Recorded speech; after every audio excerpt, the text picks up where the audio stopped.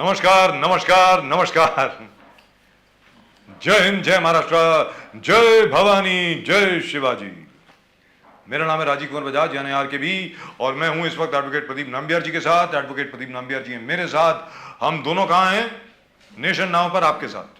प्रदीप जी, वंदे मातरम। वंदे मातरम, वंदे मातरम। प्रदीप जी, आज देवेंद्र फडणवीस जी ने बहुत बड़ी बात कह दी। बड़ी बात नहीं कही है, एक्चुअली सबको मालूम ही था, लेकिन फिर भी एक इंटरव्यू के दौरान वो कोई TV9 का कोई फंक्शन था, उसमें वो बोल रहे थे कि किस प्रकार शरद पवार जी ने जो उनके साथ किया वो जरा कम था, उद्धव ठाकरे जी ने ज्यादा धोखा दिया। एग्जैक्टली ऐसा देवेंद्र फडणवीस जी ने कहा है और उनकी बात समझ में आती है, सीधी बात है।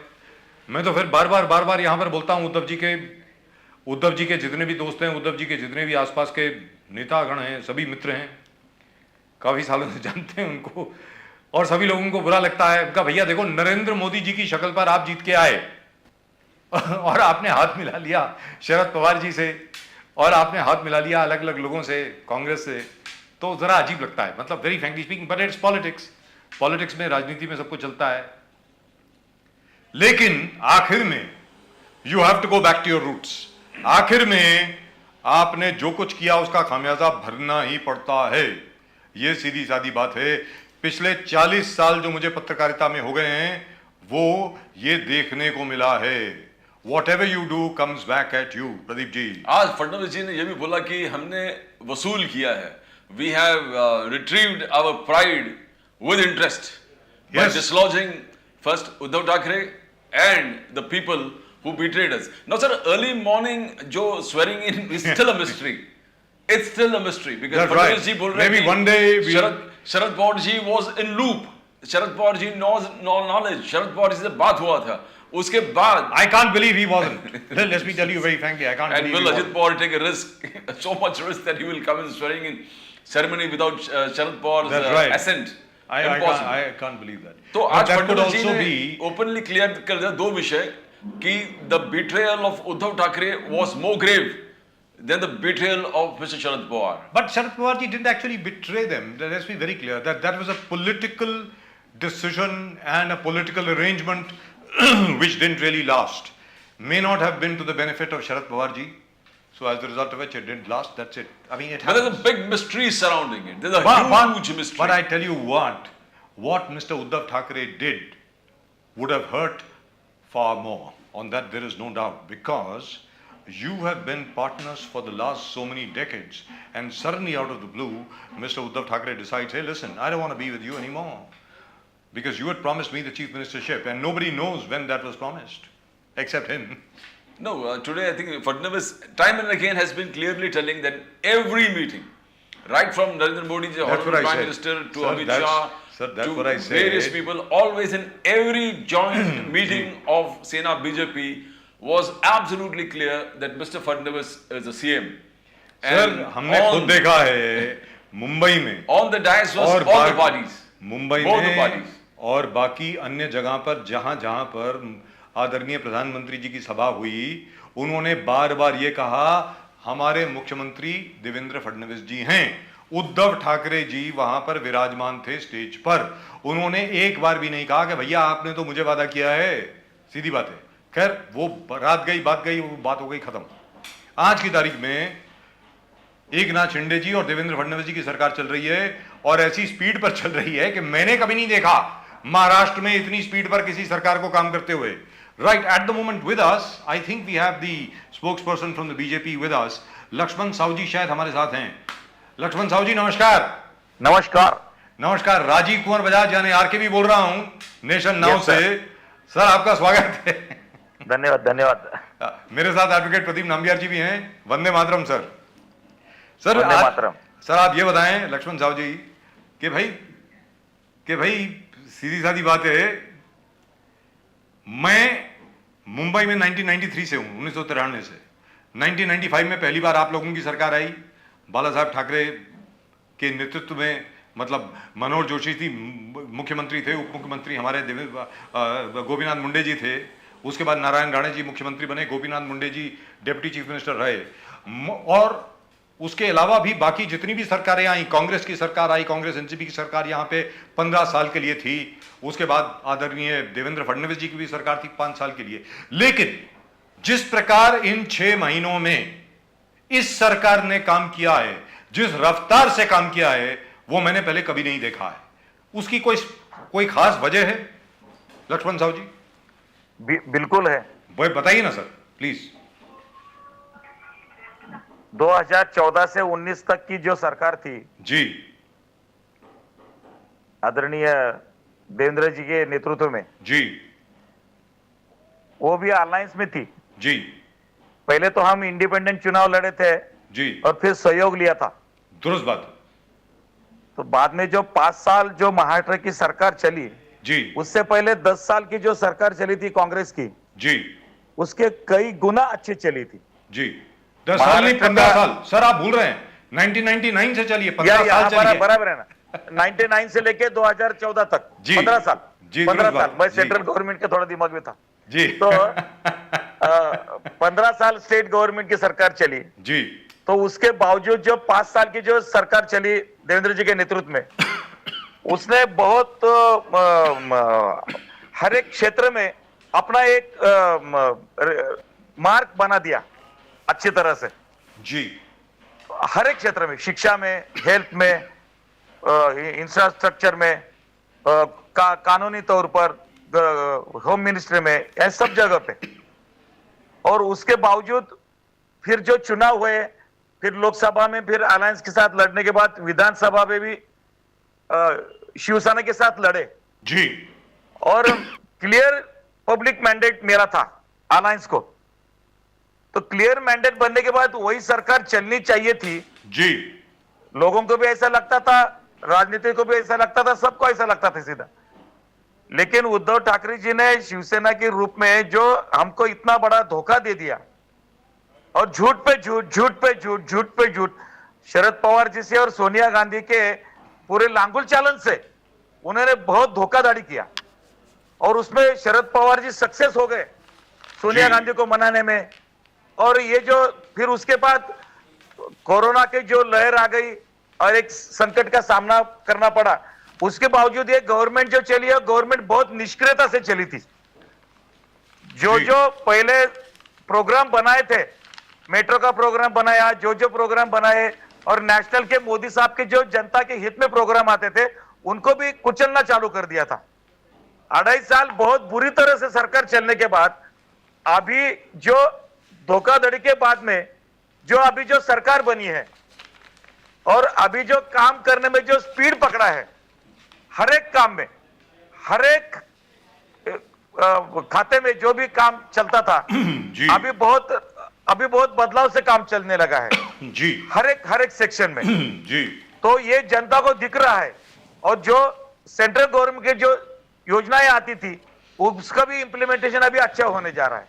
यानी इतनी बुरी तरह का सामना करना पड़ा था कि वैक्सीनेशन वहां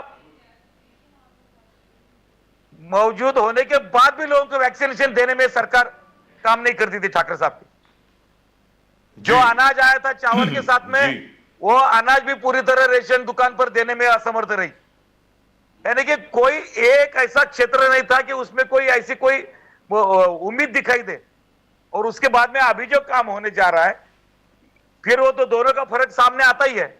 जी, और अभी कोई किसी को खुश करने के लिए काम नहीं होता है।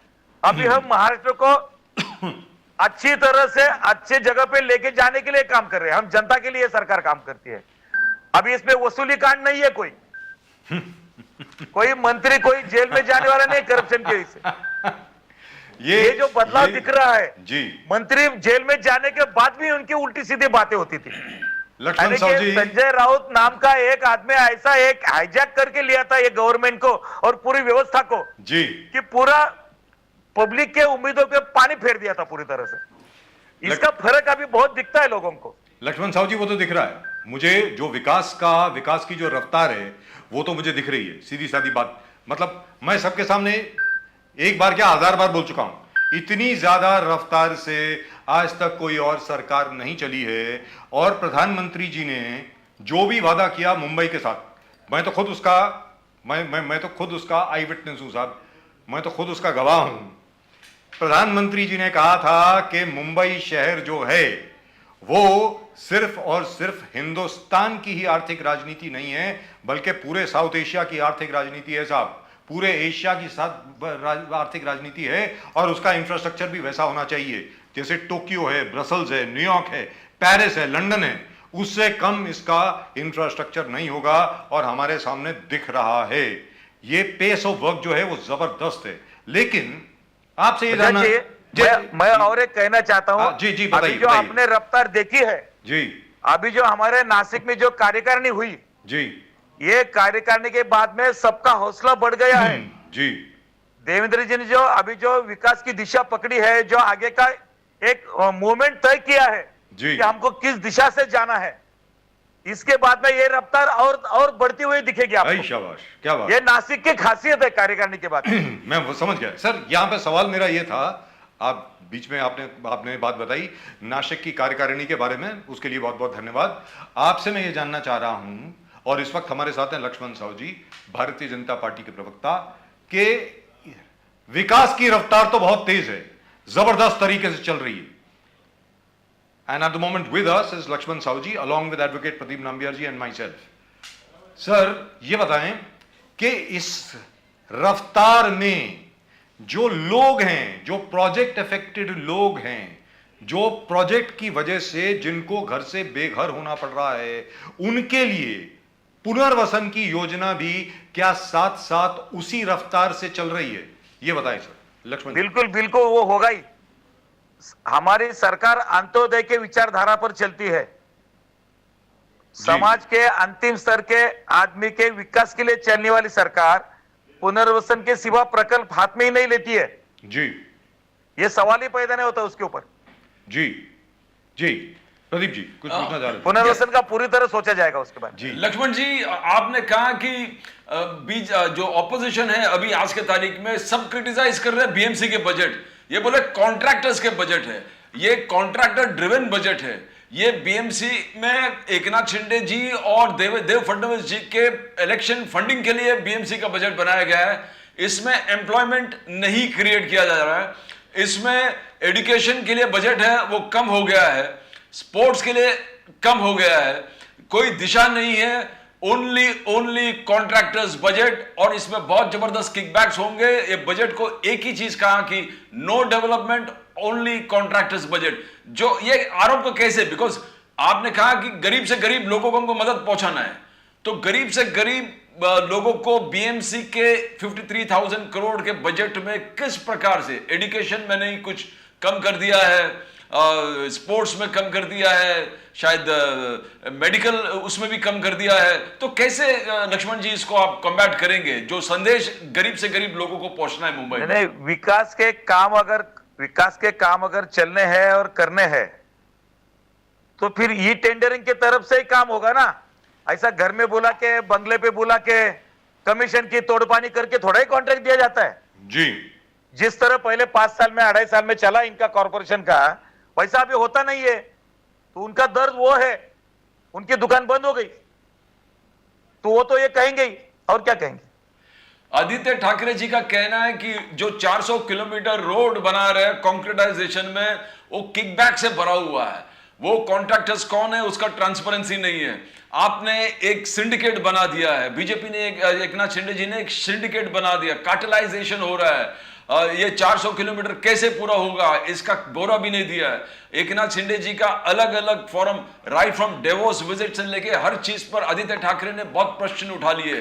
बोले ट्रांसपेरेंसी नहीं है, कहां से पैसे लेके आएंगे, कौन से कॉन्ट्रैक्ट इन्होंने साइन किया है, तो इसके जवाब कैसे देंगे? बिकॉज रोज आदित्य ठाकरे जी को इसका स्टडी करने के लिए बहुत 10-15 साल और राजनीति में रहना पड़ेगा।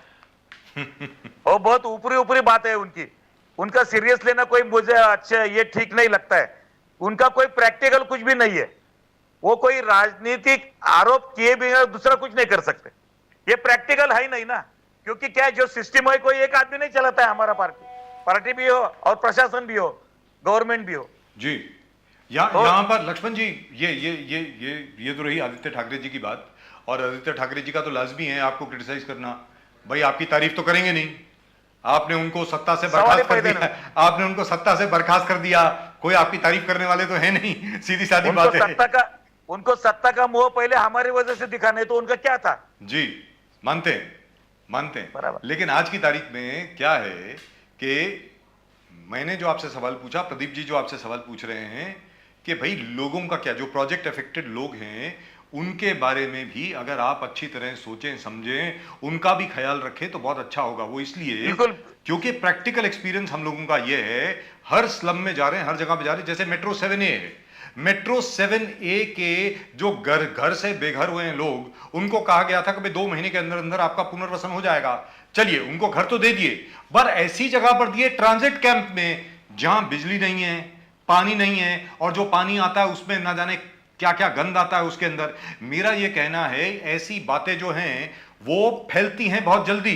विकास का काम बहुत जबरदस्त हो रहा है। We are the first people to admit. I am the first person to admit the manner in which Mumbai is developing, Maharashtra is developing. I haven't seen it myself in so many years. But you have to look after the poorest of the poor. जो सबसे गरीब है बेचारा, उसका आपको ख्याल रखना पड़ेगा सर, किसी भी तरीके से। उसके लिए आपको स्कूल उपलब्ध कराने पड़ेंगे, मेडिकल सर्विसेज उपलब्ध करानी पड़ेंगी, नए हॉस्पिटल बनाने पड़ेंगे। और एक छोटा सा सवाल आपसे, इतने साल हो गए 1963 से लेकर के आज तक कितने साल हो गए, आप खुद कैलकुलेट कर लीजिए सर, 60 साल हो गए। आपको मालूम है 60 साल में मुंबई शहर में, पूरे मुंबई रीजन में महाराष्ट्र सरकार द्वारा एक भी नया मेडिकल कॉलेज खोला नहीं गया है। सारे मेडिकल कॉलेज जो हैं वो सब पॉलिटिशियंस के हैं सर। मैं आपसे जानना चाहता हूं कि हमारी सरकार कब मेडिकल कॉलेज और स्कूल खोलेगी, प्लीज बताएं। नहीं, अभी जो देखो नेशनल स्कीम में जितने मेडिकल कॉलेज अभी खोले जा रहे हैं जी, उसकी संख्या बहुत मात्रा में बढ़ी है जी। जितने पहले 60 साल में हुए उतने अपने पिछले 7 साल में हुए हैं, और आगे भी होने की उसमें ये करके रखी है, बजट में अभी लिया है। तो ये आपका सवाल अगले समय आपको करना नहीं पड़ेगा, ऐसे हालत हो जाएगी मेडिकल कॉलेज के बारे में जी। और जहां तक के हॉस्पिटल्स का सवाल है सर, वही बोला ना, कॉलेज के बारे में, अस्पताल के बारे में भी जी।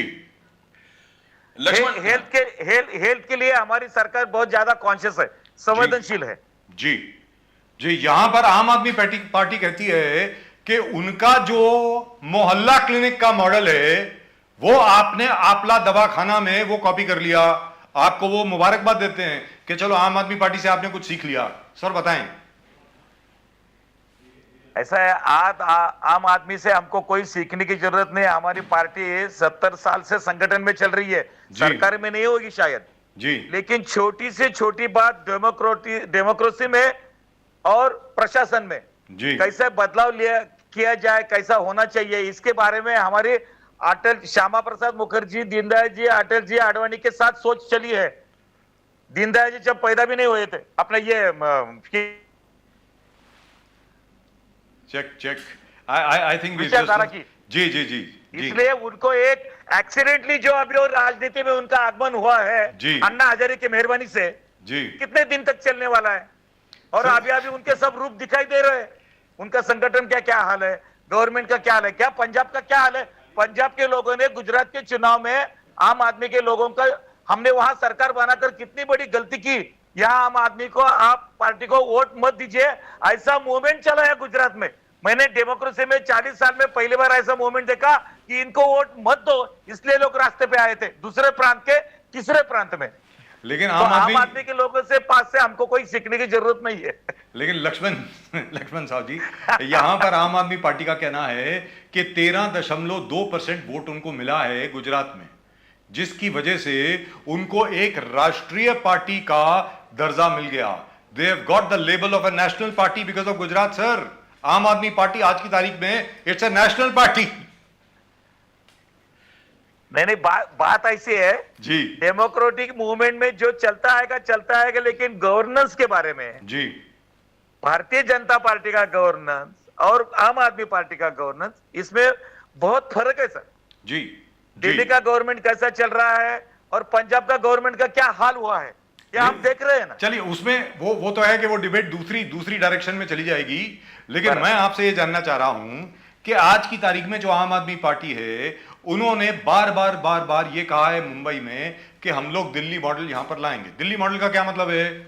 200 यूनिट बिजली के फ्री, शिक्षा फ्री, वर्ल्ड क्लास शिक्षा वो बोलते हैं फ्री, मेडिकल फ्री, हॉस्पिटल्स सारे के सारे फ्री। उसके अलावा महिलाओं को जो सफर करने की जो सुविधा है बेस्ट की बसेस में वो भी फ्री। और यहां तक कि वो ये भी बोल रहे हैं कि अगर वो बीएमसी को कंट्रोल करते हैं तो मेट्रो में भी महिलाओं के लिए सफर जो है वो भी फ्री होगा।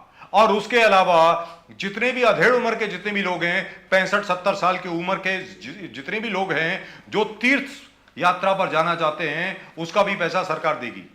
सर, आपसे जानना चाहता हूं, इन सब चीजों का मुकाबला आप कैसे करेंगे, ये जरा बता दीजिए।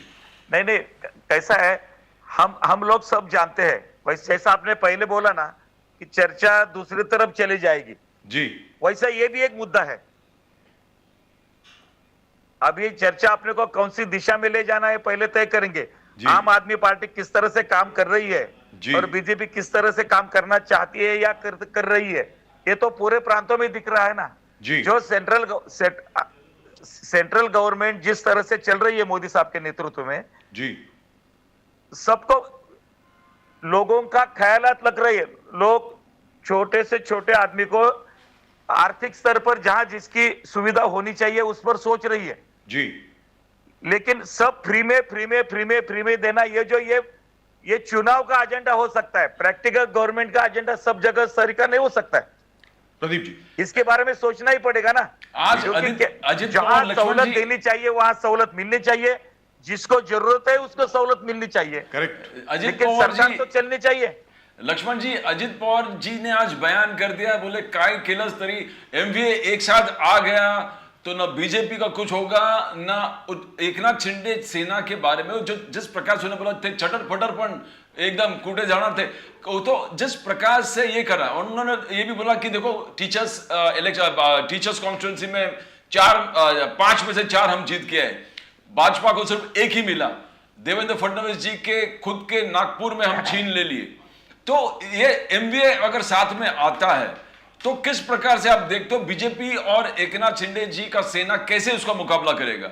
बिकॉज एमवीए साथ में रहने के बाद 2.5 साल जो गवर्नमेंट देखा, अजित पवार जी उप मुख्यमंत्री थे, मंत्री लोग जेल में क्या ऐसे पिकनिक के लिए गए क्या?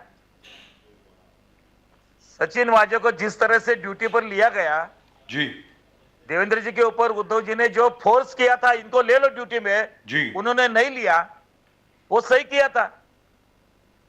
और क्या दिखना चाहिए? अजित जी पवार जब उप मुख्यमंत्री थे और 2.5 साल गवर्नमेंट उनकी थी, तो गवर्नमेंट ने क्या किया? उनके क्या किया? करप्शन के अलावा कुछ भी नहीं किया उन्होंने। शरद पवार करप्शन, एक भी पब्लिक ओरिएंटेड योजना जो हमने स्कीमें चलाई थी वो सब बंद कर दी। अजित पवार जब सत्ता पद पर है तो उनका वर्ताव अलग है, और अभी विरोधी पार्टी में है तो ये स्टेटमेंट कोई उनका कोई मायना नहीं रखता ना। सीरियसनेस क्या है उस बात के पीछे? कौन से बुनियाद पर, कौन से आधार पर बात कर रहे हैं? किसानों के लिए कुछ किया, शिक्षा नीति में कुछ किया, हेल्थ के लिए कुछ किया,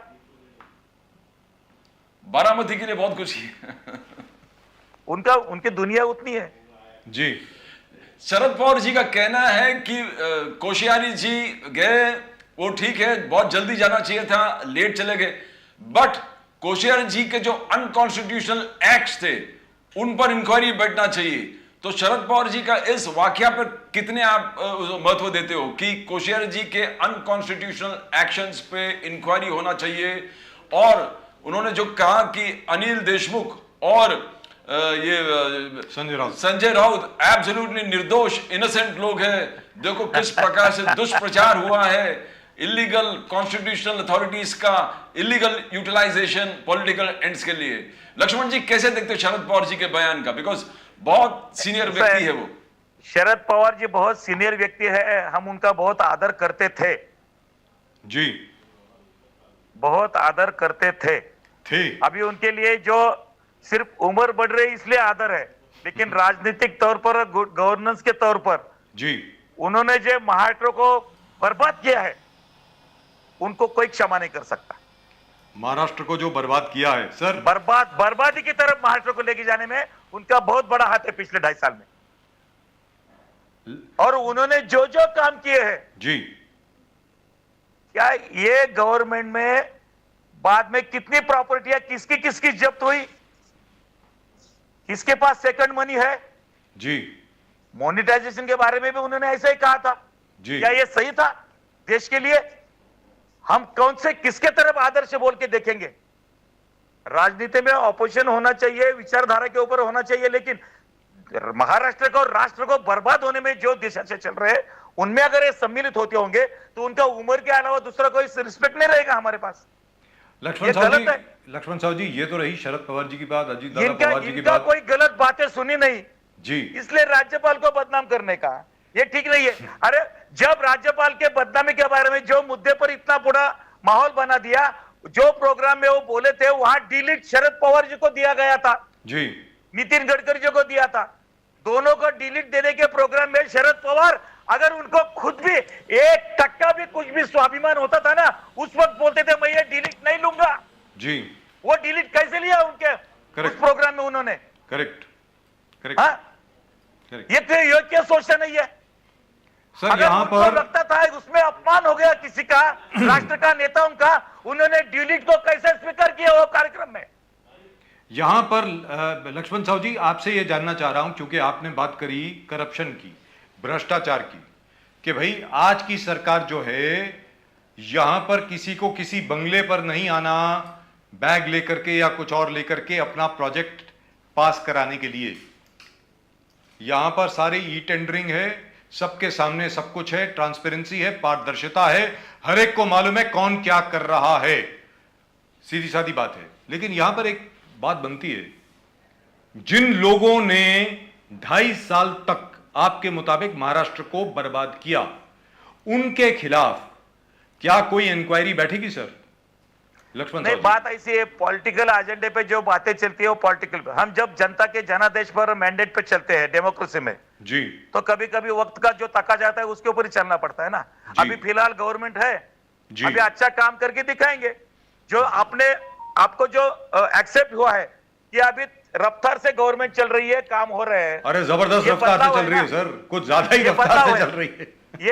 ये जो बदलाव है जी। यही सही है उसके लिए, जी, जनता तय करेगी। करेक्ट। सर लक्ष्मण जी, महाराष्ट्र कार्यकारिणी में अभी क्या उन्होंने एक झूठा सर्वे बाहर लाके दिया, सी वोटर इतने एबीवी के सीटें आएगी। ये ख्वाब देख रहे हैं क्या एबीवी के लोकसभा में इतनी सीटें आएगी? कौन देगा उनको वोट? मोदी जी के खिलाफ इनको वोट देंगी जनता? क्या भारत की जनता इतनी ये हो गई है, इतना करप्शन के बावजूद इनके हाथ में देश देंगे बेचने को? लक्ष्मण जी, झूठा सर्वे रिपोर्ट बाहर लाके खुद के लोगों को बचाने की कोशिश कर रही है। सब पार्टियों से लोग भाजपा की तरफ दौड़ रहे हैं, सब तरफ से, सब पार्टियों से, राष्ट्रवादी से भी, कांग्रेस से भी, शिवसेना से भी। अगर ये हमारे नेताओं का विश्वास नहीं होता, ये अच्छे काम नहीं करते, सब पार्टियों के लोग हमारे पास क्यों आते थे? लक्ष्मण जी, महाराष्ट्र के कार्यकारिणी में हो गए, आप भी थे उसमें।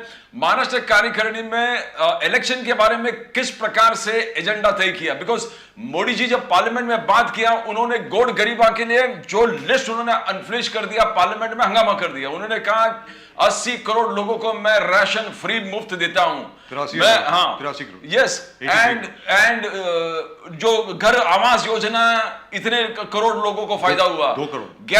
गैस का चीज, गैस घर गैस में जो गरीब से गरीब लोग हैं उनको फैसिलिटी मिली, तो घर कितने करोड़ को दे दिए। यह सब मोदी जी ने कहा, और वो अपने कॉन्फिडेंस में पूरे पार्लियामेंट को कहा कि क्या कांग्रेस के एलिगेशंस ये लोग सुनेंगे जिनको मैंने ये सब गरीब से गरीब लोगों को प्रोवाइड किया है। महाराष्ट्र में सर, मुंबई में अभी मुंबई इलेक्शन बहुत जल्दी आने वाले हैं, डेवलपमेंट जबरदस्त प्लान है।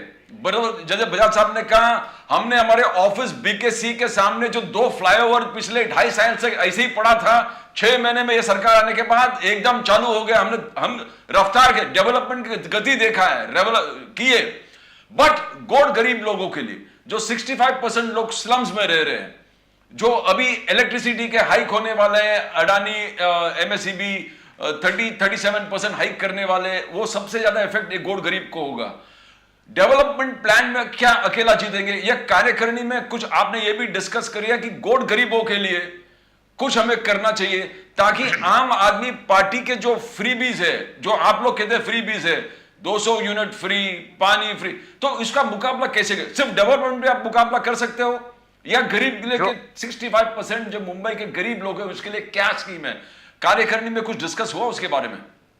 ऐसा है, आदरणीय हमारे राष्ट्रीय अध्यक्ष नड्डा जी और हमारे प्रधानमंत्री मोदी जी, अमित शाह जी, इनके नेतृत्व में जो राष्ट्रीय कार्यकारिणी हुई, जब से लेके हमारी जो स्टेट की इकाई की सब बैठकें हो रही है, हमारा हेडलाइन है पूरा गरीब कल्याण संकल्प हमारा, इसके आधार पर ही हम काम कर रहे हैं। और जो बातें बताई गई है, जो कर रहे हैं, जो हो रहा है, देखिए बात ऐसे है, हमारे चुनाव के परिणामों के ऊपर हम सब पूरा हमारा गणित चलता है।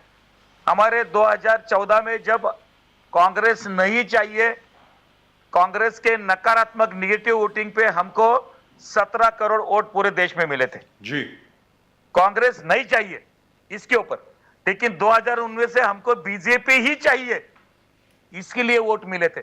14 के और 19 के वोट में अंतर तो बहुत था, लेकिन उसका अर्थ भी अलग था। अभी बीजेपी चाहिए, इसलिए हमको जो वोट मिले 23 करोड़ वोट मिले, 23 करोड़। अभी हम जो अभी संकल्प कर रहे हैं, अभी जो हमारा प्रयास जारी है, हमारा जो संगठन जिस तरफ जा रहा है, हमारे कार्यकारिणी में जो प्रस्ताव हो रहे हैं, हमारी गवर्नमेंट जिस तरह से चल रही है, जिस तरह से पूरे देश में माहौल बन रहा है, जिस तरह से लोग हमारे पास आ रहे हैं, लोगों का विश्वास बढ़ते जा रहा है, इसका एक परिमाण हमको किसमें देखने को मिलेगा? ये 2024 में हमारा पूरा विश्वास है कि हमको मोर देन 35 करोड़ से वोट हमको आने वाले चुनाव में मिलेंगे। ये हम विश्वास के साथ कहते हैं और इसके लिए हम रोज मेहनत कर रहे हैं लगातार जी। ये एक ही परिमाण है और परिणाम है, दोनों भी है जी। लक्ष्मण साहू जी, चलते चलते आखिर में एक छोटा सा सवाल आपसे, बीएमसी चुनाव में आपको क्या लगता है कि भारतीय जनता पार्टी का मेन फोकस कहां होगा? जरा अगर मराठी में बोल दें सर प्लीज। मैं मराठी में बोलू? प्लीज। मैं मराठी में बोलू जी प्लीज। असं आहे, मुंबईमध्ये ज्या पद्धतीनं आतापर्यंत शिवसेनेनं मोदीजींच्या नावानं मिळालेल्या मतदारांबरोबर विश्वासघात केला, त्याची खूप खोलवर जखम मतदारांच्या मनात झालेली आहे जी। आणि मुंबईचा ज्या पद्धतीनं विकास समस्या एवढी मोठी असताना, करोडो लोक रोज त्रासातून जात असताना, आता मेट्रोच्या प्रकल्पाला ज्या पद्धतीने खीळ घालायचं काम केलं, म्हणजे त्यात महाराष्ट्राचं नुकसान झालं। ज्या वेळेला 23,000 कोटीचं बजेट होतं मेट्रोच्या खर्चाचं, तर आता 33,000 करोडाचं खर्चाला महाराष्ट्राला सामोरं जावं लागलं। हे 10,000 कोटीचं बजेट फक्त शिवसेनेच्या नालायकपणामुळे नुकसान झालेलं आहे आणि लाखो करोडो लोकांचं वाहतुकीच्या मध्ये जो त्रास होतोय तो भोगावा लागला आणि आता ते आम्ही दुरुस्त करतोय। त्यामुळे अशा अनेक गोष्टी आहेत, अनेक विषय। एकतर करप्शनला सरळ सरळ शिवसेनेनं लोटांगण घालून टाकलं, तिथे एक मतदार दुखावला गेला। मोदीजी ज्या पद्धतीने देशाची इमेज, देशाची प्रतिमा देशाबाहेर चांगली करतायत आणि एक चांगलं सरकार आणू पाहतायत, अगदी नोटबंदी पासून सगळे विषय, त्याच्यामध्ये शिवसेनेनं प्रामाणिकतानं साथ नाही दिलेली आणि त्यामुळे शिवसेनेचा सगळा चेहरा उघड झाला, शिवसेनेचा बुरखा फाटला गेला आणि शिवसेना ही आता डायरेक्ट राष्ट्रवादी आणि काँग्रेस याच्यामध्ये उद्धव ठाकरे शिवसेना रांगेत बसली आणि त्यांचा जनतेमध्ये काही आधार राहिलेला नाहीये। ज्या जनतेनं शरद पवारांना नाकारलं, ज्या जनतेला सोनिया गांधीने नाकारलं, त्या दोघांना नाकारल्याबरोबर हे जे आमच्या बरोबर स्वीकारले होते ते त्यांच्या बरोबर गेले, मग त्यांना आता जनता कशी स्वीकारेल? या सगळ्याचं गणित, या सगळ्याची गोळाबेरीज, आमचं सरकारचं काम, केंद्रातलं राज्यातलं संघटनेचं काम आणि यांचं एका बाजूचं सगळं 2.5 वर्षाचं फेल्युअर, याचा हिशोब या महापालिका निवडणुकीत होईल आणि शिवसेना सपाटून मार खाईल त्या ठिकाणी। आणि भारतीय जनता पार्टी आणि आता जे बाळासाहेबांची शिवसेना आमच्या सोबत आहे, याचा क्लिअर कट मॅन्डेट मुंबई महापालिकेला मिळाल्याशिवाय राहणार नाही। Sir, how many seats will you get? Seats कितनी मिलेंगी आपको? 228 या 236 में से बीएमसी चुनाव में कितने वार्ड में आप जीतेंगे? मोर देन 200 सीट्स मिलेंगे दोनों को। 200 सीट्स, वाह। More than 200, not 200। That's 200 absolutely plus. overwhelming majority. Fantastic. But I tell you what, Pradeep ji, it could be possible. It Yes, could be it- possible. I'll tell you बिल्कुल, what. sir. Yes. 2019 में, मैं आपको बोलता हूं, जनवरी 2019 में, प्रदीप जी और मैंने इसी शो के दौरान कहा था, mister Modi is coming back with 300 plus seats. उस वक्त लोगों ने हमारा मजाक उड़ाया था. हर कोई ये बोल रहा था, ये दोनों पागल हो गए हैं, संगी हैं, चड्डी वाले हैं, न जाने और बड़ी अच्छी अच्छी बातें हम लोगों को बोली गई. जब 303 सीटें आ गई, वो सब लोग चुप हो गए, उनको याद भी नहीं है उन्होंने क्या बोला उस वक्त. So there is every possibility, one never knows. Elections are elections and the BJP has shown that it has great experience of fighting and winning elections. Laxman Sahu जाइए. लक्ष्मण साहु जी, बहुत बहुत धन्यवाद आपका हमारे साथ जुड़ने के लिए. लक्ष्मण जी, बहुत बहुत मजा आया आपसे बात करने के बाद. मैं उम्मीद करता हूं कि आगे भी आप इसी तरह हमसे जुड़ते रहेंगे. Thank you so much sir. Great pleasure talking to you. Vande Mataram. Thank you. Vande Mataram. Thank you so much. So, more than 200 seats, Pradeep. Absolute confidence, sir. 200 plus. Absolute confidence. But what did he Lakshman ji- say? He said BJP plus बाला साहब आंची सेना, एकदम, दोनों मिला ये करके दोनों मिला 200 plus. Yes, yes. और बीजेपी की खुद की हर एक कोई बोलता है 150 plus. Yes, bilkul. I mean, the way they're working. But then, as we say, unless you provide for the poor and downtrodden, the poor and needy, unless the poor are taken care of. I frankly, I wanted to know in Maharashtra Karyakarani mein Goat Gariban Sati kya hai? So What is far the we don't know. agenda? We wanted to know because development, theek hai, development. It's happening. You can see it. You can see it out of the window. Whole Mumbai is out for in resurgence mode where development is concerned. But the development is only for Yes. owners of four-wheelers. अब क्या है? गरीब के लिए क्या है उसमें? जी. Is the poor a part of this development agenda? However, buses are also going and you know, Expansion. autos are also going and so on and so forth. Yes. But I tell you what, जो जिस तरीके से आम आदमी Sir- party में चल रही है, देख जी, my point is, I can understand where the BJP is coming from. Bharatiya Janata party आज की तारीख में ये एडमिट नहीं कर सकती कि आम आदमी पार्टी कुछ अच्छा बोल रही है. सीधी बात है. अगर आज वो एडमिट करते हैं तो उनका पूरा जो आइडियोलॉजिकल स्ट्रक्चर है वो पूरा खत्म हो जाता है. सिंपल बात है. लिहाजा देख लिए, मोहल्ला क्लिनिक, आपला दवाखाना, तकरीबन एक ही कॉन्सेप्ट है. आखिरकार ये पहले क्यों नहीं हुआ? पहले भी तो हो सकता था. 6 महीने पहले हो जाता, 7 महीने पहले हो जाता. जब ये लोग आए थे तब भी अनाउंस कर सकते थे. आखिरकार इनको करना ही पड़ा जब इन्होंने देखा कि आम आदमी पार्टी जो है it's making huge inroads in all the slums and everywhere else. Delhi का जो मॉडल है साहब, उससे लड़ना बड़ा मुश्किल है. मैं फिर बोलता हूं, इस जमीनी स्तर पे लोकसभा की बात अलग है, विधानसभा की बात अलग है, लेकिन कॉरपोरेशन के लेवल पे, सड़क के लेवल पे, सड़क के आदमी के लेवल पे, झोपड़पट्टी वासी के लेवल पे, ये जो आम आदमी पार्टी का जो मॉडल है ना, ये बहुत घातक है भाई बाकी सब पार्टी के लिए. Aam Aadmi Party is the black sheep that could surprise everybody. It's They the could dark surprise- horse. Black horse. Sir, it is the yes. dark horse. The black horse, yes. Hey, dark I am horse. really telling you, जिस Because- तरीके से आम आदमी because, sir- party को 3 बार under estimate कर चुके हैं लोग. इस पूरे डेवलपमेंट एजेंडा में गरीब के लिए क्या है? That is what we want to know. That's somewhat unclear. Yes. I'm sure they'll come out with a statement shortly. बिल्कुल. But That's right why I was now, very much interested Maharashtra कार्यकारिणी में BJP ने क्या सोचा है उसके बारे में. right now from the Aam Aadmi Party, we have our old friend back on again after some time, after a long time, Advocate Sandeep Katke साहब. Sandeep Katke साहब, नमस्कार. नमस्कार राजू जी. नमस्कार. नमस्कार. नमस्कार. दोनों को मेरा नमस्कार. वंदे मातरम सर. Great वंदे pleasure मातरम, talking वंदे to you again. सेम है. वो 37% हाइक जो इलेक्ट्रिसिटी का सारे डिस्ट्रीब्यूशन कंपनीज चाहते थे और अभी भी चाह रहे हैं. नंबर 1, उस विषय के बारे में अभी तक क्या हुआ सर?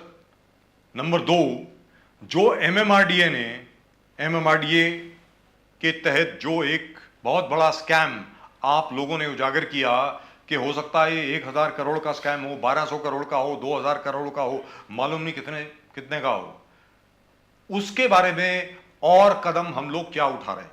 संदीप काटके साहब प्लीज. सबसे पहले आपको बिजली के बारे में बताते हैं. जी प्लीज तो बताएं. बिजली का जो 37% का प्राइस हाइक का जो इश्यू है, जी इसके बारे में ऑब्जेक्शंस रेज करने के लिए 15 फरवरी तक का टाइम है. जी तो हमने हमारा ऑब्जेक्शन जो है वो रेज किया है और हमने एमएआरसी को पर्सनल हियरिंग भी मांगी है। But that is day after tomorrow. जी, परसों तक का लास्ट ही डेट है 15 फरवरी का, और जी। बहुत पुअर रिस्पांस है। काफी कम लोगों ने उसमें ऑब्जेक्शंस रेज किए हैं, क्योंकि ऐसा है कि लोगों को अवेयरनेस नहीं है, लोगों को मालूम नहीं है क्या होता है, जी इसमें कैसे ऑब्जेक्शन रेज करने हैं।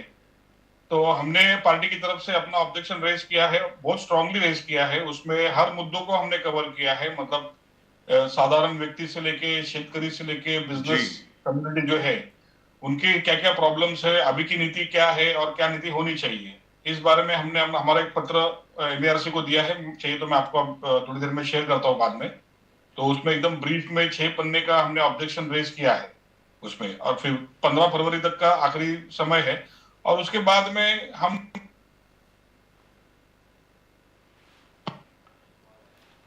में हमने पूरे आंदोलन की रूपरेखा तय की है। हम लोग पूरा प्रदेश लेवल पे आंदोलन करने वाले हैं, जिसमें जो प्रोमिनेंट स्टेशन है वहां पे हम लोग मोर्चा करेंगे। जैसा विटी स्टेशन हो गया, दादर स्टेशन हो गया, अंधेरी स्टेशन हुआ, बोरली स्टेशन हुआ। उसके बाद में हम असेंबली लेवल पे भी इसका एक बड़ा आंदोलन प्लान कर रहे हैं। असेंबली के जितने भी इलेक्ट्रिसिटी के ऑफिस है वहां पे हम मोर्चा करेंगे। हर एक नाके पे हमारे आम आदमी पार्टी। जी, आपकी कोई कॉल आ रही है सर, मुझे लग रहा है, इसलिए आपकी बार बार आपकी आवाज जा रही है। जी हाँ जी। तो हम बताएंगे उन लोग को, जी सभी लोगों को, कि 37% का प्राइस हाइक होने वाला है। वार्ड लेवल की भी हमारी पूरी रणनीति तैयार है। 15 फरवरी के बाद में हम जमीन पे उतर के इसका विरोध करेंगे। जी और दूसरी बात एमएमआरडीए की, जी तो एमएमआरडीए में मेट्रो की लाइन में 6A में बहुत बड़ा घोटाला हुआ है। वहां की जो एसडीसी है, सोशल डेवलपमेंट सेल के अधिकारी, जिसके बारे में हमने पिछले समय में भी चर्चा की थी, वो उनके करप्शन हमने सभी करप्शन निकाले, जिसमें लगभग 135 रूम का जो घोटाला है उसने किया है फर्जी रूम का, वो फर्जीवाड़ा हमने बाहर निकाला, सिर्फ मेट्रो 6 का। तो ऐसे मेट्रो की जो पूरी लाइंस है, और अभी तक के एमएमआरडी में 65,000 घरों का अलॉटमेंट हुआ है, और 65,000 घरों में कम से कम 2,000 फ्लैट जो है वो फर्जी लोगों के नाम पे दिए गए हैं। तो कम से कम 1,000 करोड़ का घोटाला जो है, वो जो डिप्टी कलेक्टर है रचना इंदुरकर मैडम, उनके नेतृत्व में एमएमआरडी में हुआ है। और उनकी हमारी जानकारी के मुताबिक अभी वहां पे जैसा हमारा प्रेस कॉन्फ्रेंस हुआ वैसे उनका वहां से ट्रांसफर हो गया। जी। और अभी हम उसके ऊपर एक कड़ी जांच की भी मांग कर रहे हैं, जिसमें बहुत बड़ा भ्रष्टाचार हुआ है। काफी एजेंट लोग हैं, दलाल लोग हैं, जिनका एक सिंडिकेट है। उस सिंडिकेट के माध्यम से ये गरीब लोगों के लिए जो रूम बनते हैं, फ्लैट्स बनते हैं पीएपी के लिए, वो एक ऑर्गेनाइज क्राइम करके उन्होंने फेक लोगों को देके एक बहुत बड़ा स्कैम किया है। सरकार का भी नुकसान किया है। और जो गरीब आदमी, जैसे कि हमने लास्ट टाइम देखा कि एयरपोर्ट के यहाँ की जो स्लम थी, जो रचना इंदुरकर ने ही तोड़ी थी विदाउट एनी सर्वे, राइट। तो वैसे जो लोग हैं, वैसे लोगों को जो हकदार है उनको देने के बजाय ऐसे दलाल लोगों के मुंह में डालने का काम रचना इंदुरकर और उधर के कुछ अधिकारियों ने किया है। तो इसका हमने प्रेस कॉन्फ्रेंस के माध्यम से पूरा खुलासा किया है, और इसके ऊपर सख्त से सख्त कार्रवाई हो, इसकी मांग हमने रखी है। और इसके ऊपर हम फॉलो भी करने वाले हैं। हमारे टच में काफी लोग हैं, जैसे कामराज नगर के लोग हैं, जोगेश्वरी के लोग हैं, जिनके घर एमएमआरडी ने तोड़े हैं बिना सर्वे। तो हम उनके ऊपर भी आंदोलन प्लान कर रहे हैं कि हम उन सभी लोगों को एमएमआरडी के ऑफिस के बाहर उनका स्टोव, उनका पूरा चटाई वगैरह, बेडशीट वगैरह लेके बुलाएंगे, और एमएमआरडी के ऑफिस के बाहर उनको बोलेंगे आप उधर सड़क पर रहने से अच्छा एमएमआरडी के ऑफिस के बाहर रहो। जब तक उनका सर्वे नहीं होता और जब तक उनको रूम अलॉट नहीं होता है, तब तक एमएमआरडी के बाहर हम आंदोलन करेंगे। ऐसा प्लान भी हमने किया है। लेकिन जो ट्रांसफर हुई है रचना इंदुरकर जी की, उनके खिलाफ कोई एक्शन की बात हो रही है सर, के सिर्फ ट्रांसफर हुई?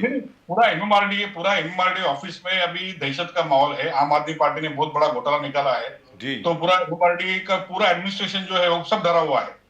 तो जिस दिन हमारी प्रेस कॉन्फ्रेंस हुई, तुरंत उसी दिन पे ऑर्डर निकले, ऐसा मुझे सुनने को आया। तो हमने अभी इसके ऊपर जो एसवीआर श्रीनिवासन जी है, उनको हमने अपॉइंटमेंट मांगी। हमारे लोग भी वहां पे गए थे, वो अवेलेबल नहीं थे जी। तो जैसे वो अवेलेबल रहेंगे हम उनको भी पूछने वाले हैं कि ये जो घोटाला हुआ है, ये सीधा सीधा ये मिनिस्ट्री जो है वो अपने जो मुख्यमंत्री एकनाथ शिंदे 10 साल से अर्बन डेवलपमेंट मिनिस्ट्री उनके पास है और एमएमआरडी डिपार्टमेंट उनके पास है।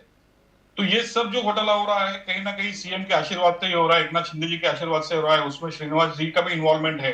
ये बहुत बड़ा सिंडिकेट है और इसकी जांच जो है वो एक रिटायर्ड जज के माध्यम से होनी चाहिए। और अभी तक जितने भी फेक अलॉटमेंट हुए हैं वो सभी फेक अलॉटमेंट की जांच होनी चाहिए, ताकि ये जो घर है ये आम जनता के लिए है, गरीबों के लिए है।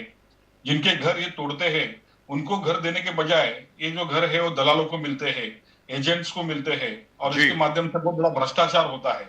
तो जी। इसी खिलाफ आम आदमी पार्टी उतरी है। आम आदमी पार्टी ने घोटाला ये अभी खुलासा किया है, और स्टेप बाय स्टेप हम इसके तय तक जाएंगे, और जितना भी फर्जीवाड़ा एमएमआरडी में हुआ है वो पूरा हम बाहर निकाल करेंगे। कहने का मतलब ये हुआ कि प्रदीप जी, बिल्कुल। जब हम लोग मेट्रो 7A पे गए थे, Yes, yes. जो हम लोगों का शक था कि भाई ये तो ऐसे लगता है कि कोई माफिया इन्वॉल्व है यहाँ पे, कि जिनके लिए घर हैं वो किसी और को दिए जा रहे हैं, और जिनके जो घर हैं, जिनको घर मिलने चाहिए, जिनके पास लिखित में अलॉटमेंट लेटर है, उन सब लोगों को ट्रांजिट कैंप में भेज दिया गया है। तो ये माफिया का जो खुलासा है वो कब होगा सर? ये नहीं, जो बाकी दलाल लोग जो हैं इनके नाम कब बाहर आएंगे? हमने पूरे एजेंट्स के नाम के साथ में जी हमने ये खुलासा जो है, जो एजेंट्स लोग, जो माफिया यहाँ पे इन्वॉल्व है उनके जी। नाम के साथ में हमने खुलासा किया है। जी तो हमने इसमें सिर्फ अधिकारी को दोषी नहीं पकड़ा है, इसमें अधिकारियों के साथ में जो ग्राउंड पे काम करते हैं, जैसे कि वहां की जो EQMS नाम की संस्था है जो वहां पे सर्वे करती है, फेक सर्वे करती है। पहला सर्वे होता है, पहले सर्वे में बताया जाता है कि 278 झोपड़ा है, क्लम्स है, उसमें 178 को पात्र किया जाता है। फिर उसके बाद में अलग से एक लेटर निकाला जाता है जिसमें कहा जाता है कि कुछ लोग जो है वो सर्वे से वंचित रहे, उनका सर्वे नहीं हुआ। तो EQMS जाके वहां पे सर्वे करती है। पहला वो लोग लिखते हैं कि यहाँ पे पूरा डेमोलेशन हो चुका है, फिर बाद में फर्जी झोपड़े वहां पे तैयार होते हैं, झोपड़े के बाहर फर्जी लोग तैयार होते हैं, फर्जी फोटो निकाले जाते हैं, और फिर ये अलॉटमेंट जो है वहां की SDC अप्रूव करती है, सोशल डेवलपमेंट सेल की जो इंचार्ज है वो, और डिप्टी कलेक्टर वहां के जो इंचार्ज है उनके माध्यम से वो रूम्स अलॉट होते हैं। और ये रूम्स अलॉट होते हैं फर्जी लोगों के नाम पे, लेकिन उसकी चाबी मिलती है ये माफिया लोगों को, ये दलाल लोगों को, जो ओपन मार्केट में वो रूम बेचते हैं, और इसका हिस्सा जो है वो सरकारी अधिकारी से लेकर पॉलिटिशियंस को सबको मिलता है। जी खाड़गे साहब, एक जबरदस्त चैलेंज है आपके सामने, ये है कि आपने रिलीफ एंड रिहैबिलिटेशन में जो एकदम बड़ा स्कैम जो है उसको उजागर कर रहे हैं। आपने टारगेट किया सीएम एकनाथ शिंदे को। आपका कहना है कि सीएम एकनाथ शिंदे ये पोर्टफोलियो बहुत सालों से, जब वो उद्धव ठाकरे जी के साथ थे तब से, और अब भी वही पोर्टफोलियो उनके हाथ में है। बट देवेंद्र फडणवीस का कहना है कि bureaucracy, administration is not keeping pace with development. Development के साथ में हमारे एडमिनिस्ट्रेशन और ब्यूरोक्रेसी, और उन्होंने बार बार वार्निंग भी दिए थे कि you have to fall in line और fall by the wayside. बोले आपको, तो क्या आपको लगता है कि ये डेवलपमेंट, ये एडमिनिस्ट्रेटिव लैप्स है या करप्शन है, ऑर्गेनाइज क्राइम है, या जैसे फडणवीस जी ने कहा कि they are not keeping pace with development? तो किस प्रकार से देखते हो आप, फ्रॉड या एडमिनिस्ट्रेटिव लैप्सेस? ये पॉलिटिकल और ब्यूरोक्रेटिक स्कैम है, ठीक है।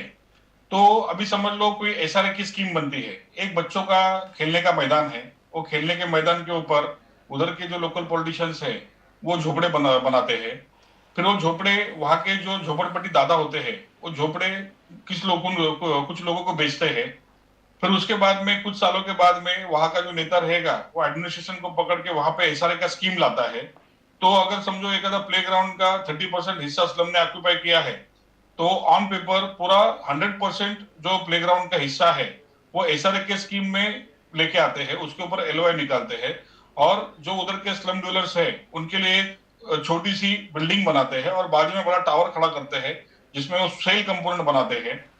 और जो लोग वहां पे जिसको रिहैबिलिटेशन मिलता है उसमें समझो 100 लोग रहेंगे तो वहां पे 200 लोग का आंकड़ा बनाते हैं, और उसका एक्स्ट्रा FSI भी सेल के लिए वापरते हैं। तो डेवलपमेंट के नाम पे सिर्फ स्कैम होता है। जैसे अभी मेट्रो का जो काम चल रहा है, मेट्रो डेवलपमेंट चल रहा है मेट्रो के नाम पे, लेकिन हम देख रहे हैं कि मेट्रो के लिए अब लगभग 56,000 करोड़, और अभी बढ़ते बढ़ते वो 2 लाख करोड़ तक का पूरा एक्सपेंसेस जाने वाला है। अगर मेट्रो के जो जितने कम्यूटर्स है, वो कम्यूटर्स को अगर आपको रोड इंफ्रास्ट्रक्चर अगर आपका अच्छा हुआ तो आपको 400 अगर इलेक्ट्रॉनिक बसेस आपने लगाई, इलेक्ट्रिक बसेस, तो उसमें उसका कम्यूटेशन हो सकता है। यानी आप 2 लाख के बदले 400 करोड़ में ये सब चीजें कर सकते हो। लेकिन डेवलपमेंट के विरोध में हम नहीं है, डेवलपमेंट तो होना ही चाहिए, लेकिन डेवलपमेंट के नाम पे जो ब्यूरोक्रेटिक और पॉलिटिकल करप्शन होता है, इसके विरोध में हम लोग हैं। काटके साहब, ये कैसे आप करोगे? बीएमसी चुनाव सर पर है, कभी भी अनाउंस हो सकता है। बीजेपी का एक ही एजेंडा है, हमने पूरे मुंबई को ट्रांसफॉर्म किया है, मुंबई महाराष्ट्र को हम ट्रांसफॉर्म कर रहे हैं। मुंबई में क्या क्या लाए, 14 मेट्रो लाइन लाए, बुलेट ट्रेन आ रहा है, ट्रांस हार्बर सी लिंक आ रहा है, आज लिंक रोड्स आ रहे हैं। तो हमने ट्रांसफॉर्मेशन प्रोसेस यहां पर चालू कर दिया है। और आप आम आदमी पार्टी यही कर रहा है कि यहां पर आपने इलेक्ट्रिसिटी फ्री देंगे। ये बीजेपी का कहना है कि ये फ्री बीज लोग इसको फॉलो नहीं करेंगे।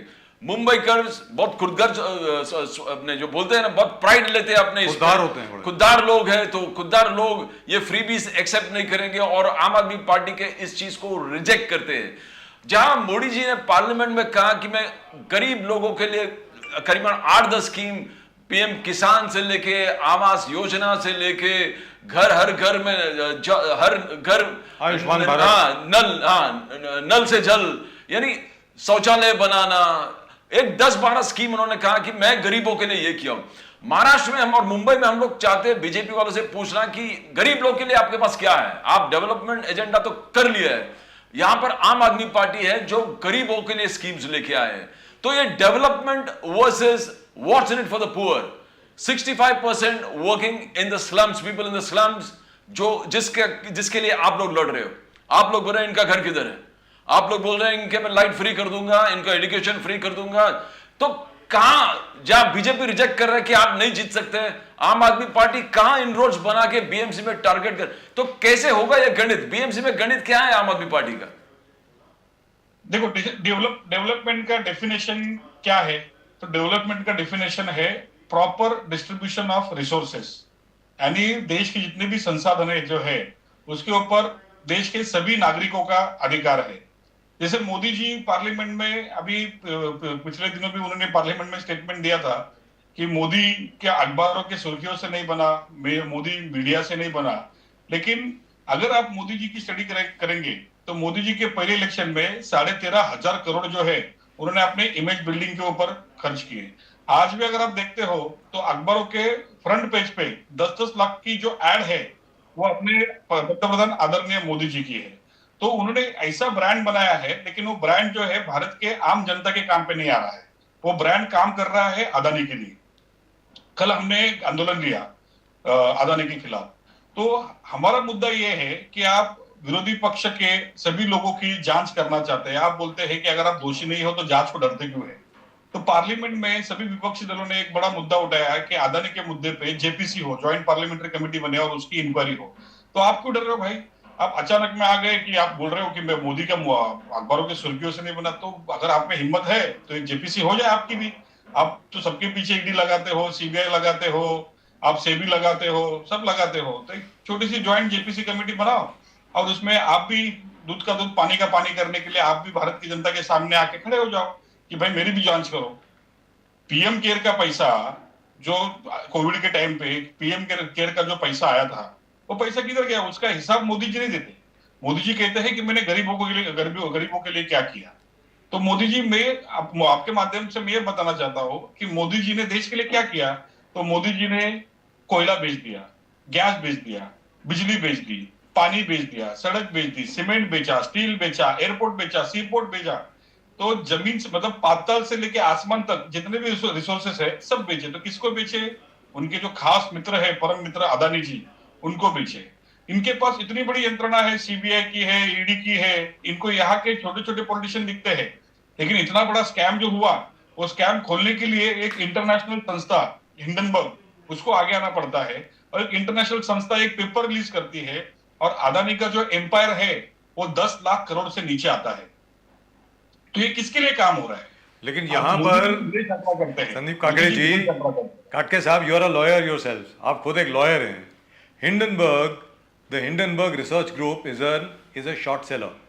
हिंडनबर्ग रिसर्च का यही काम है, लोगों को एक्सपोज करना, उनके शेयर्स को नीचे लाना, वो शेयर्स खरीदना और जब वो ऊपर जाते हैं उनसे फायदा कमाना। That is their record. That is number 1।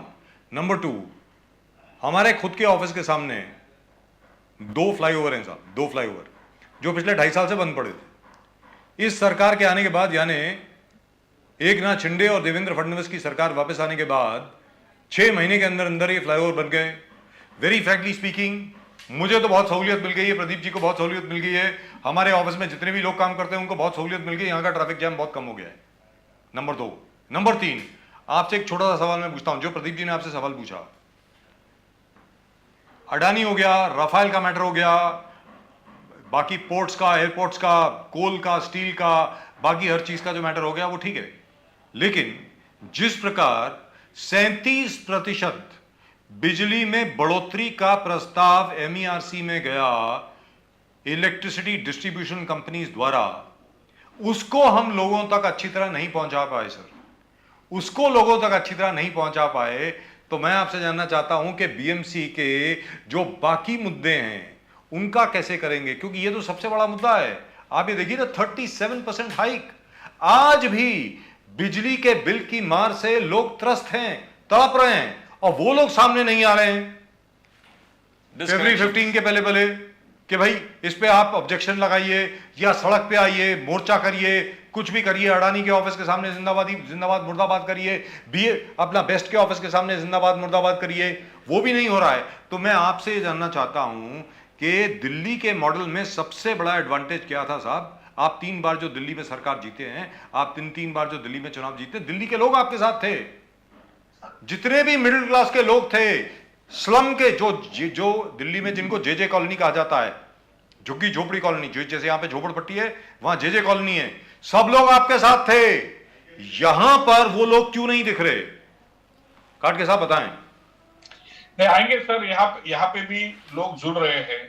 देखिए, हम यहाँ पे अभी फर्स्ट टाइम कॉर्पोरेशन इलेक्शन लड़ रहे हैं जी, संगठन बांधने का काम हो रहा है। यहाँ पे ऑलरेडी एस्टेब्लिश पार्टीज है, यहाँ पे क्षेत्रीय पार्टी है, यहाँ पे शिवसेना जो है क्षेत्रीय पार्टी है, अभी नई शिंदे गठ की पार्टी है, वो भी क्षेत्रीय पार्टी है, मनसे है, वंचित आघाड़ी है, NCP है, ये सब क्षेत्रीय पार्टी है।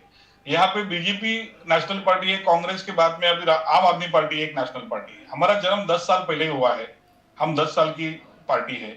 अभी हम फर्स्ट टाइम मुंबई में इलेक्शन लड़ने वाले हैं जी। लोगों ने हमारा काम दिल्ली में देखा है, पंजाब में देखा है। यहाँ पे पिछले काफी सालों से, अभी जैसे कांग्रेस की अगर आप बात करोगे तो कांग्रेस इतने काफी सालों से यहाँ पे सत्ता में थी। कांग्रेस के पास जो चेहरे हैं वो एस्टेब्लिश चेहरे हैं, पैसे वाले चेहरे हैं, उनके पास रिसोर्सेस है। हमारे पास जो चेहरे हैं वो पढ़े लिखे चेहरे हैं, उनका कोई फैमिली बैकग्राउंड नहीं है, ना ही उनके पास इतने रिसोर्सेस है, पैसा है, मसल पावर है, कुछ भी नहीं है। सिर्फ हमारे पास एक ब्रांड है अरविंद केजरीवाल, एक ब्रांड है आम आदमी पार्टी, बस उसके नाम पे हम लोगों के पास जा रहे हैं। दिल्ली में जो काम हुआ है, पंजाब में जो काम हुआ है, वो बता रहे हैं हम क्या करना चाहते हैं, ये चीजें हम बता रहे हैं। धीरे धीरे पार्टी बढ़ रही है और आने वाले समय में आपको दिखेगा कि मुंबई की जनता भी जो है पूरे इंतजार में है हमारे। हम जहां पे भी जाते हैं, हम पुलिस को मिलते हैं। हमारे आंदोलन में अगर आप देखोगे, हम जितने भी आंदोलन करते हैं तो हमको पुलिस कभी डंडे से नहीं मारती, हमको पुलिस रिक्वेस्ट करती है भाई गाड़ी में बैठ जाओ, क्योंकि पुलिस को भी अच्छा लगता है कि कोई तो सड़क पे उतर के इस प्रकार का इनोवेटिव आंदोलन कर रहा है। हम किसी के पार्टी तोड़ने के ऊपर आंदोलन नहीं करते, हम हिंदुत्व के ऊपर, लव जिहाद, लैंड जिहाद, ये सब इश्यू के ऊपर राजनीति नहीं करते।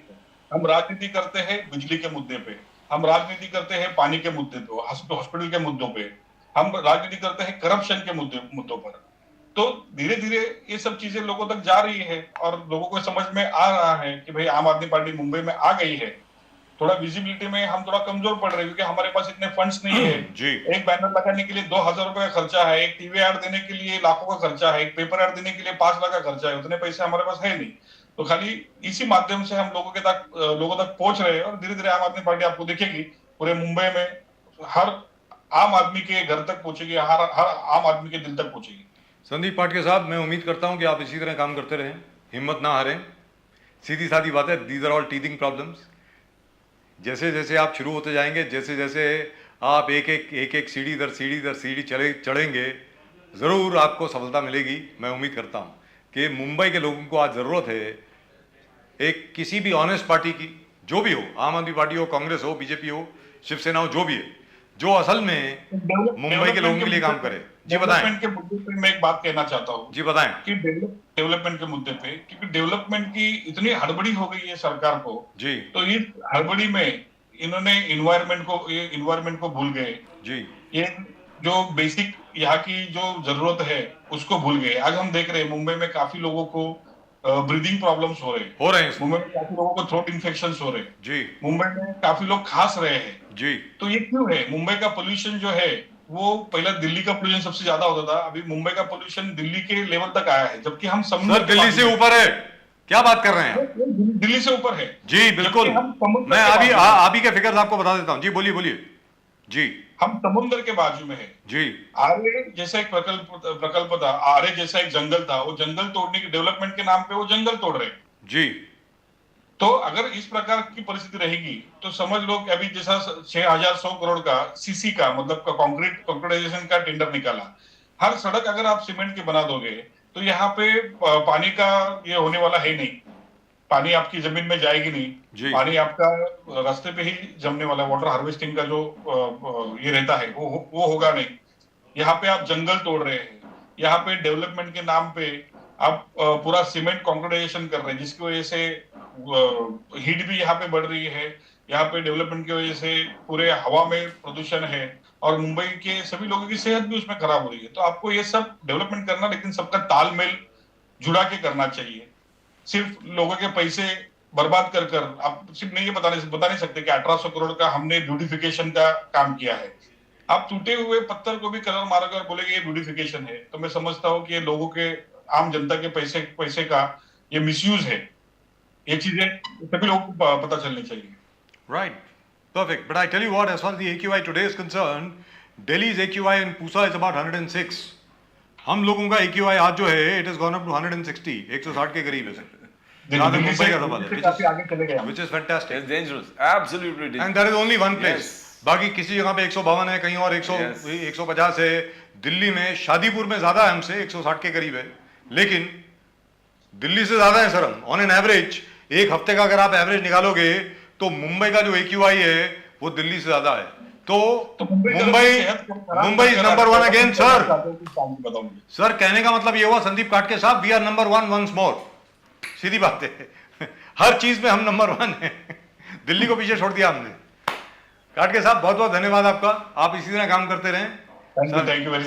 सबका हौसला बढ़ाते रहे। मैं उम्मीद करता हूं कि आपके जो बड़े मेन स्ट्रीम चैनल्स हैं, कॉर्पोरेट चैनल्स हैं, वो भी आपको दिखाएंगे इसी तरीके से। मुझे लगता नहीं है वैसे, मतलब अभी उसके कोई आसार दिख नहीं रहे हैं। But you're doing fantastic, काटके साहब, जबरदस्त काम चल रहा है। आपने जिस प्रकार से हर मुद्दा, relief, rehabilitation, electric meters, electric raise, जो रेज होने वाले हैं, एवरी चीज जो कॉमन मैन को इफेक्ट करता है, जो गरीब से गरीब लोगों को इफेक्ट करता है, आपने जबरदस्त तरीके से, और जो आपका कल का आंदोलन भी बहुत जबरदस्त था, बढ़िया जी। था। Fantastic job. Only we hope that ये सब रिलेट करते हैं और वोट्स में तब्दील हो जाएंगे। And you have I a hope so. fantastic attack wish you- where BMC is concerned. Wish you all the Impact. best, sir. Wish you all the best. Sandeep Patke ji, wish you all the best. Thank you so much for coming on the show, sir. Thank you very much. And talking freely and frankly to us. So nice of you. Namaskar, sir. Vande Mataram. Vande Mataram, Vande Mataram. Right Pradeep ji, जहां तक आम आदमी party का प्रश्न है, जैसे आदरणीय सम्माननीय संदीप काटके साहब ने कहा कि आज की तारीख में इतने ज्यादा लोग बाहर नहीं आ रहे, which is natural because the awareness level is not there. Very unfortunately, people will be aware only when they see their bill. जब अप्रैल मई में या जून में उनको अपना नया बिल आएगा 37% बढ़ा हुआ, तब लोगों को याद आएगा यार कोई बात कर रहा था इसके बारे में। The poor of Mumbai are like the huge dinosaurs. It Yes. takes them time for to feel, wake up. to wake up and to That's understand right. the realities of life. Absolutely. I But agree these with things you. have been highlighted, and probably Well, I've when they highlighted wake them first, but I'll tell you what, I'm very happy to see that irrespective of party differences, political differences, the entire, all the political parties across the spectrum have said that there will be no unfair raise will be allowed. That's what Yes. the BJP said. Exactly. What is fair and what is unfair, that's a separate issue. NCP ने साफ तौर पर कहा है हम इसको होने नहीं देंगे।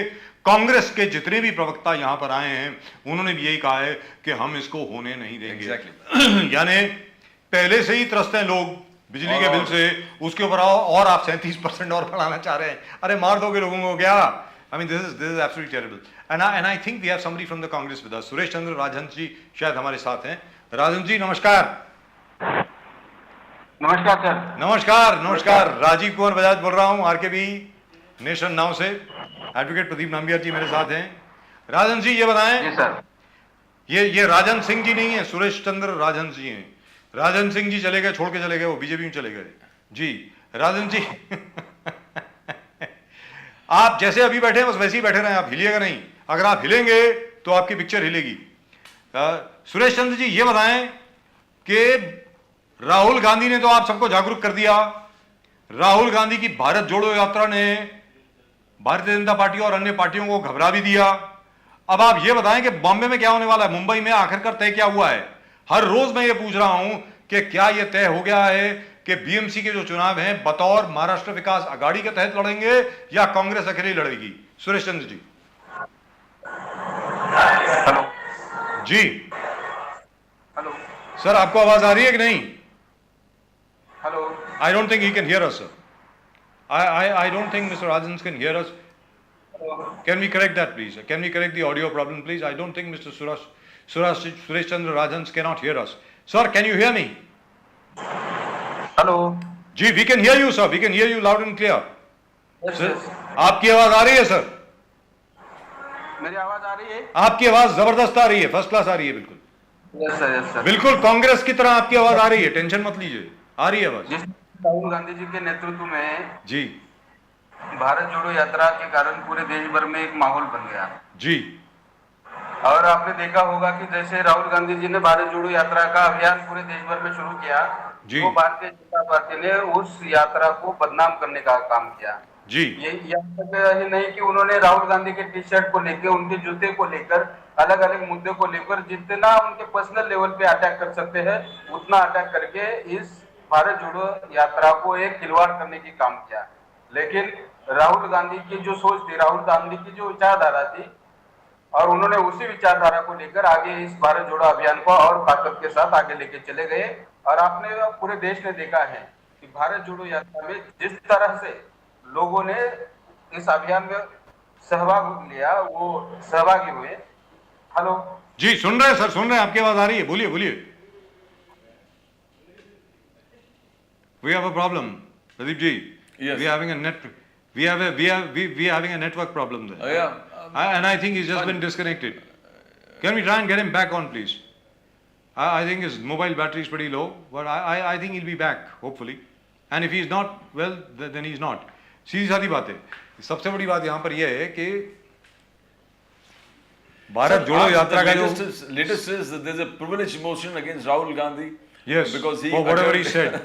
What he said that Mr. Modi, Prime Minister Modi, is absolutely responsible for the success of Adani. Yes. So I mean, in Parliament debates now Rahul Gandhi कह रहा है कि मेरे प्रश्नों का जवाब प्राइम मिनिस्टर प्रधानमंत्री नहीं दिए. But I still can't figure out what, you know, because he should know what parliamentary decorum is. At the end of the day, when you make an allegation, you have to have something to back it up. Exactly. I mean, are there the prime minister's signatures anywhere? Has the prime minister leaned on anybody to say that, bhai, इनको आप मदद कीजिए वगैरह वगैरह? These, I mean, there are certain things which are not said in parliament. Parliament के अंदर, unless and until you can actually authenticate whatever you have said, you can't really say it.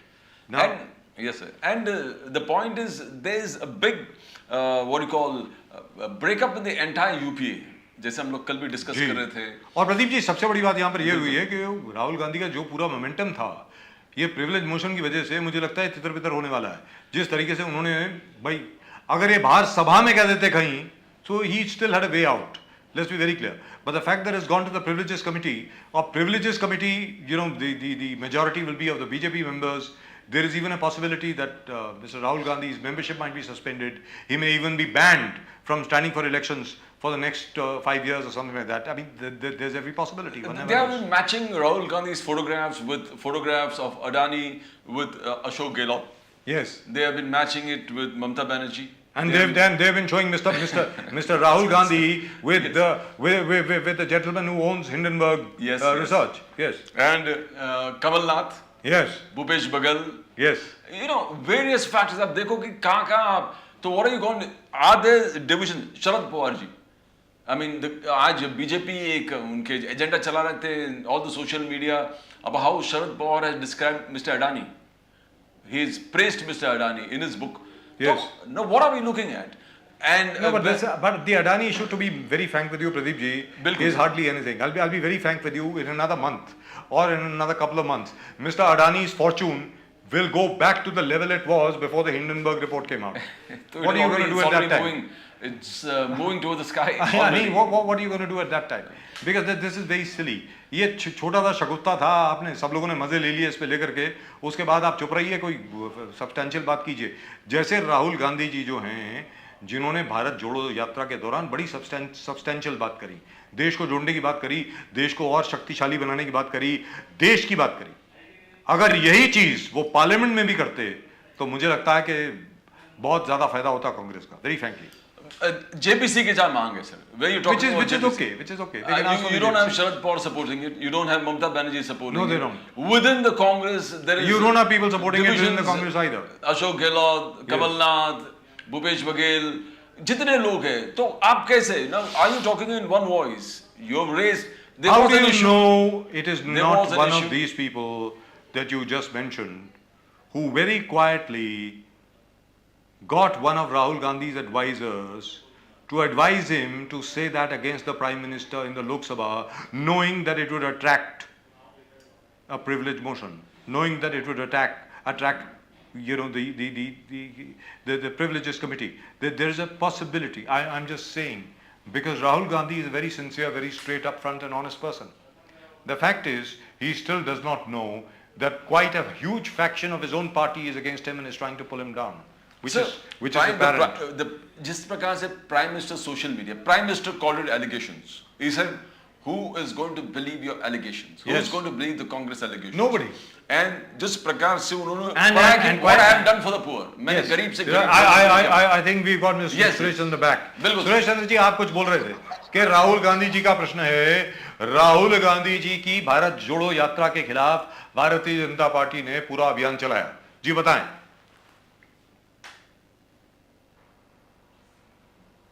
Suresh Chandra ji, आपको आवाज आ रही है? सुरेश चंद्र जी, आपको आवाज आ रही है? जी जी जी जी बताएं. आप राहुल गांधी जी के बारे में कुछ बोल रहे थे. जी बताएं.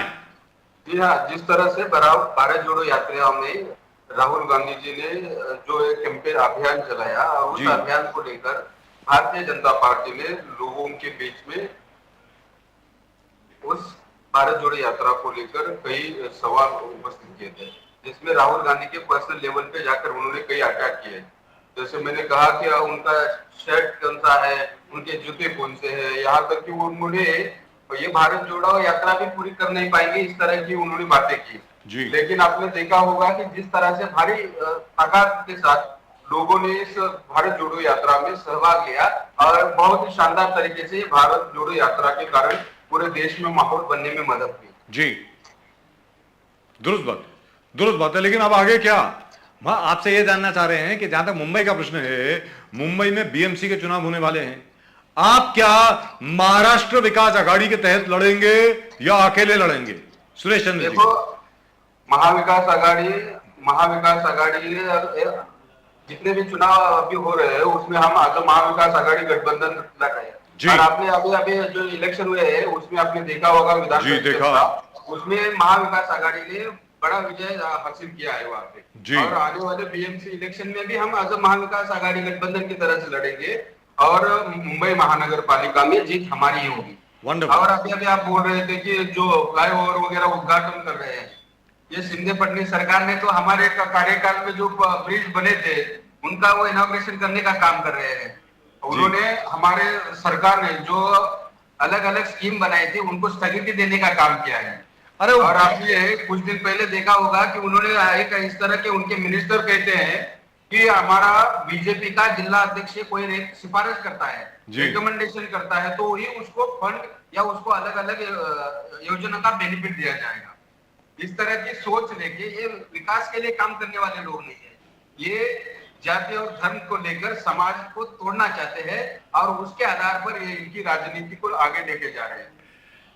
जी.